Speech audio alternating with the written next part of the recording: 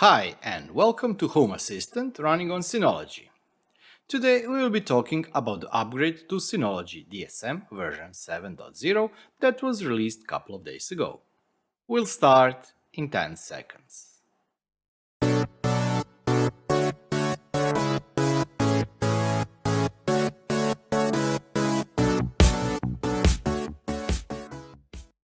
But as always, before we go any further, I really would like to thank all the members who have joined my YouTube channel.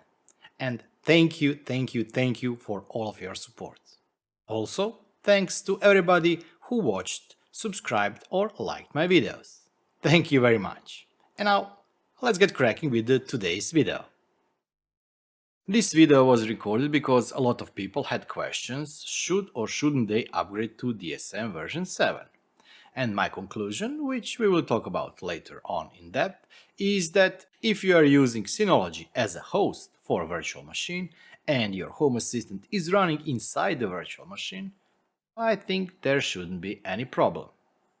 But if you are running it inside the Docker, well, there are a couple of issues, or at least one issue that can be showstopper. So let's look at what's new in Synology DSM version 7 for us home users. Synology DSM 7 brings a lot of changes. Well, most of them are graphical, but there are some improvements to the system stability, system speed, at least from the standpoint of Synology. I haven't still tested those things, but I think that they should be okay. There is a new feature called Active Insight. And I was quite surprised to see that when you are using that feature, it pushes all of your data to the cloud, which for me, as a home user that likes to keep things inside my home, was something that I didn't expect. But it's okay. If you're a Home Assistant user, most or some of those things that are displayed inside Active Insight can be viewed from your Home Assistant. There are some enhancements to the security, sharing and collaboration, which is, I would say, not much improved since the last version, at least in terms of drive, although some packages have been removed from the Synology that are now part of the Synology drive. Synology Photos, this was something that I was really looking forward to see because I'm still using Photos from Synology, not Moments, because Moments hadn't had some features that I really require. For example, we as a family use it as a single repository, meaning that most of us can see the other person's photos. And Moments works differently, it organizes photos inside your personal folders, then you have to share them with the group. So for me, security based on the folders, also inherited security based on the folders, is something that I really do require for this to work as I want. But the focus of this video is not the overview of Synology DSM 7, it is the impact of changing from 6.2 to version 7 of Synology for users that are using it for Home Assistant such as myself. And I do record all my videos on Synology, but I also run my main setup at home also on Synology. So for me it is crucial to know what things will break or not work with this update. First thing you have to do before you upgrade is obviously read the release notes. Yeah, I know, a lot of people skip the release notes, but believe me, for this upgrade, especially for such a major upgrade, it's always a good thing to read the release notes.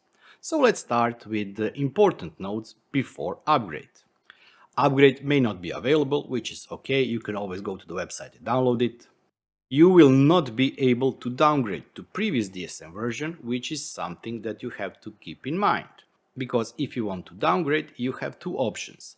Either you have backup of Synology configuration before the upgrade, plus you will have to move all your data from Synology DSM 7 to external storage, reset the device, install 6.2 version, import the configuration and then import the files, or maybe you have some different backup that will allow you to restore it. But remember, there is no downgrade. The installation takes between 10 to 20 minutes and it really was true to what it said because it did take about 20 minutes. But after the installation finished, I did have to configure a couple of things because, yeah, I used some workarounds and then I had to do new workarounds to fix things that were broken with the version DSM 7, but this was nothing serious. One note for everybody using or planning to use DSM 7, DSM-7 consumes more system's resources, including memory. If your model has less than 1 GB of memory, updating to DSM-7 may affect system performance, which is something that you should really be careful with. But on the other side, if you are using Synology Virtual Machine Manager, you probably have upgraded your Synology to the maximum RAM. If you still haven't, please do so. I really do recommend it.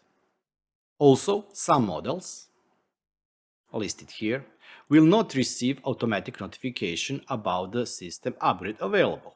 And one of my machines, the one I'm using to record everything, DS415 Plus, is one of those machines, so I had to do a manual download of the installation file, which was really simple, but keep that in mind. Now to some other things that you really should know, and be careful and picky if you want to upgrade your Synology machine. First of all, USB devices such as Wi-Fi dongles, Bluetooth dongles, 3G or 4G dongles, speakers, DVB-T or TV dongles, they are no longer supported. What does this mean? And this is the big difference and will have impact on whether you're using Home Assistant as a virtual machine or a Docker installation. If you're using it in a Docker, for Docker you have to map the USB or TT-USB device to the Docker to be able to use it. And typical devices for that, as stated here, are not just Wi-Fi or Bluetooth dongles, these are also Z-Wave and Zigbee devices. So be careful, if you are using a Zigbee or Z-Wave device, they are no longer supported out of the box. I will show you a workaround a little bit later, but be careful because this workaround also doesn't work for all USB devices. On the other hand, if you are using Virtual Machine Manager, even though your Synology doesn't recognize device, and you can check that by going to the dev folder or devices folder on your Synology, they will not be listed there. Still, you can map that device inside Virtual Machine Manager. I'll show you that later. I'm not sure why the device itself is not visible, and on the other hand pass-through is working, because I would expect at least to be able to see the device is connected, but it's okay. I've tested it with 2 devices, so in my case 100% of the tested devices work. And I also want to thank Mateus because he also tested on his system, he upgraded his production system from 6.2 to 7, and he is using the third type of the Zigbee device, he tested it and it works. So 100% out of 3 tested devices works. But please bear in mind I didn't have any Z-Wave device to test, so your outcome may be different. Most of the other things here may be of no interest here, but please read them because you may find that some things have changed. For example, Easy Internet has been merged to router configuration in Control Panel, so this is not a separate package. Also, one thing to bear in mind is that some of these service providers for the dynamic DNS have been removed. And these are Cloud DNS, DNS-O-Matic, DNS-Exit, Dynamic DO, Joker, Root Center, 2DNS, Verimode and Zone Edit. And if you are using one of those dynamic DNS service providers, you may have to do either manual creation of the service provider or find some other way to update your dynamic IP address. While you are here, read about the news about the packages, what's new in the system, and what issues have been fixed. At the end of the file or release notes, we have limitations. Read them carefully. For example, one thing that I'm really interested to see how it will work is this one. The shutdown UPS when the system enters standby mode function is only available on Omron UPS. So this may potentially have impact also on my installation because I'm using APC for the UPS. If you have updated your system to the DSM version 7.0, this is how your system should look. First thing, we will go and check the Virtual Machine Manager. As I mentioned previously, because I'm using DS415 Plus for my recording setup, this setup is not intended to be used with the Virtual Machine Manager. So even previously I had to download the package that was not intended for my system. When I upgraded my system, I received notification that I have to remove Virtual Machine Manager. And I did that. All of the configuration files, all of the images were saved. So I had to go to Synology website and once again download the package that will be working with my Synology machine. This one I think was for the DS2415. The next thing I had to do after the upgrade and after the installation of the new VMM package was to go and import data from the previous image. There was only one issue with this, and that is that during the import of the old virtual machine inside Home Assistant, network configuration for the Home Assistant was lost. And this was really easy fix. All I had to do is go to Action, Edit, Network, and select here Default Virtual Machine Network. Because after the upgrade, system was booting up with not connected configuration. So simple click, OK, and that's it. But let's concentrate now on a Zigbee support inside Synology DSM 7.0 for virtual machines. So if you are running Virtual Machine Manager and have Home Assistant inside Virtual Machine, all you have to do is click on the name of the virtual machine, Actions Edit, click on Others, and here in Device List you will see device that is connected to the Synology. In my case, this is CC2531, and this was the first test I did with this new installation. If I would press OK, this device now should be available to the Home Assistant or Home Assistant operating system inside virtual machine. Let's go check. If we go to Supervisor, System, 3 dots, Hardware, when we scroll down, you will see that we have TT-ACM0 with the Texas Instrument TI-CC2531 available. And we can use this information here or this for the configuration of both ZHA or Zigbee to MQTT. And yes, I'm using Zigbee to MQTT. So this is the most simple device. The second device I have and I'm using in my main setup is CC2652RB. So let's check how the system sees that one.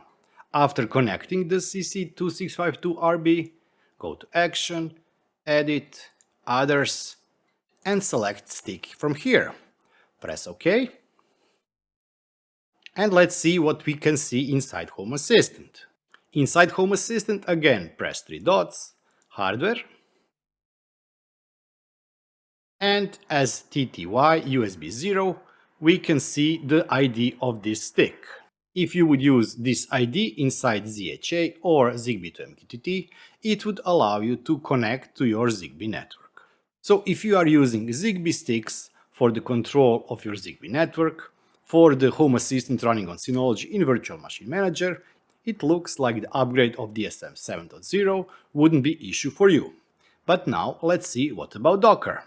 For this one we have to open terminal connection to our Synology. And let's check what devices we can see inside dev folder. If we scroll here, you will notice that we don't see any TTY USB or TTY ACMO device. We can check it like this. Nothing. Nothing. So there is a workaround, but this workaround may or may not work for all the USB devices. And no, this workaround wasn't mine. I've seen it on the internet. So I will try to guide you what you have to do to be able to see some, but not maybe all devices inside the Docker or inside your Synology. Let me first clear the screen. And let's start typing the command. First we will elevate our rights with the sudo I and type in our password. Okay. sbin mod probe USB serial sbin mod probe ftdi sio, and the third command sbin mod probe cdc acm. If we would now list devices inside the dev folder, TTYU for USB is still not available and A not available, because you have to unplug the USB adapter and return it. Let's try it now. Yes, my CC2531 stick is now visible. But this is not all. The commands that we now triggered would be deleted or removed, or effect would be removed after the Synology restarts. So in the next step, we will have to make sure that each time Synology reboots, we run those 3 lines or 3 commands. But before that, let's just check if the CC2652RB is working with the same configuration. I've unplugged my CC2531 and plugged instead of it CC2652RB. Let's see if we can see the device here. TTY-A for ECMA 0, nothing, and TTY USB, nothing. So, not all devices are supported. In the Home Assistant community forum, I will be posting a link down in the description of the video. You will be able to see that some had success with some of the devices for the Z-Wave, while other devices are not working, for example this CC2652. If you are using a simple device, such as this $2 or $5 CC2531, it will be working even in this setup. So before you upgrade, please Google, see the forums, talk with people, and check if anybody else has been successful with the upgrade and the working USB device, for example the one you have. CC2531, yes, CC2652, no. But just a reminder, even for the 6.2 version, CC2652 required USB drivers, and these drivers are still not available for the version of DSM 7.0. When and if they become available, it should work for you too. But as I mentioned, there is a second step for this. So let's go back to Synology and do this second step. In order for your Synology to be able to detect your USB stick, even after reboot, what we have to do, we have to create a script. Let's go to Control Panel, Task Scheduler, Create Trigger Task. This will be user-defined script. Event will be on boot and we will call it USB enable. We will select root as a user because we want to run this task with the most elevated privilege there is. Task settings, and here we have to paste the commands that we typed previously. The commands and the link to where I found them will be available inside the description of the video. Press OK. Read the warning. And we now have one task called USB enable. This is user-defined script. Action is user-defined script. It will be run on next boot with the owner root. If we edit it, this is the commands that will be run on each and every boot. And with this, for example, my CC2531 will be always available for Dockers when the system boots up. And this is it. And for the end of the video, let me try to sum up everything we were mentioning here today. First of all, if you are really not in a hurry, for some to me unknown reason, to upgrade to DSM 7.0, I would really suggest for you to wait. Couple of weeks, months, or even half a year. You will not lose anything, and DSM 7 will be still here, but maybe some other bugs will pop up in the meantime and get fixed. Second thing, if you are in a hurry and you cannot wait, you will be most probably okay if you're running Home Assistant inside Virtual Machine Manager. When I say most probably, in my testing everything worked. As I said also, some of members of my Discord server also tested and it works. But you may have completely different experience, so be careful. And third, if you are running Home Assistant in a Docker, I'm not sure what I would recommend. Once again, I would definitely not recommend to jump the wagon and install the DSM 7.0. Wait a bit. But if you still need to upgrade, then you're on your own. There is a workaround that may help you with some of the USB devices. But this workaround doesn't work for all of the devices. Out of the 2 devices, Zigbee devices I have, 50% or 1 works and 50% or the other doesn't work. So Google and see what is the experience of others with the same model of USB stick you have. For example, I'm using CC2652RB, but there is also version CC2652P. Who knows, maybe one version would work in one case and the other wouldn't. They are using the same chipset, but you never know. And this is it for this Synology related Home Assistant video. If you did upgrade your system and it's working, I really would love to hear from you. Leave a post about the device you are using and the setup you have, because it may help other users. If you have any kind of a comment or a question in regard to this video, I would really suggest that you go visit the Discord server. The link to it is down in the description of the video, but also feel free to leave comment down in the comment section below. If you still haven't subscribed, please subscribe and hit the bell button so you get notified on the future updates. If you did like this video, please give me a thumbs up because it means a lot to me, but it also helps a lot with the YouTube algorithms. And YouTube will think that this is a good video, which I really hope that it is, and will recommend it to the other viewers too. And this is it. I'll be seeing you next time. Until then, bye bye and have fun.